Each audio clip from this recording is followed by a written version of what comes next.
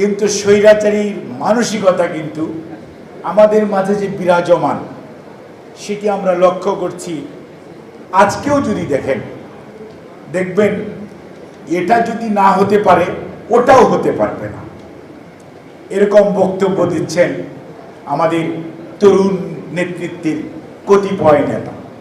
ধন্যবাদ দিতে চাই এই ফোরাম থেকে যে তিনি নির্দেশ দিয়েছেন ডিসেম্বরের মধ্যে নির্বাচনের সব কাজ গুছিয়ে রাখার জন্য নির্বাচন কমিশনকে।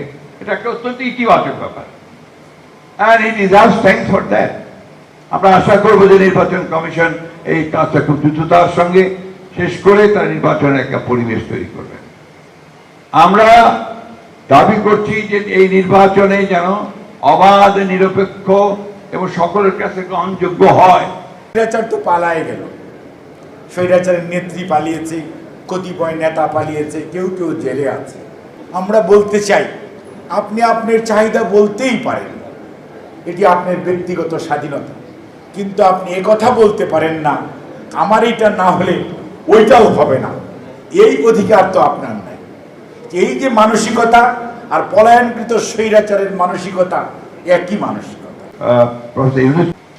সেই ধরনের একটা নির্বাচন যেন নির্বাচন কমিশন উপহার দিতে পারে এবং সেইভাবে যেন কাজ করে। আওয়ামী লীগকে ইলেকশনে স্পেস দেওয়ার জন্য কোন কায়দা একটা inclusive election, refined Awami League নানান ফিলোসফির নামে বাংলাদেশে নতুন কোনো দরজা ওপেন করার একটা আন্তর্জাতিক চক্রান্ত চলছে, এদেশের মানুষকে ইউজ করে, কোনো পলিটিক্যাল শক্তিকে ব্যবহার করে।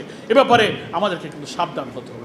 আমাদের দেশে নির্বাচন আর সরকার পরিবর্তনের সময় আসলে পরাশক্তির যে খেলা হয়, সে খেলাও আমরা এখন কিন্তু দেখতে পাচ্ছি।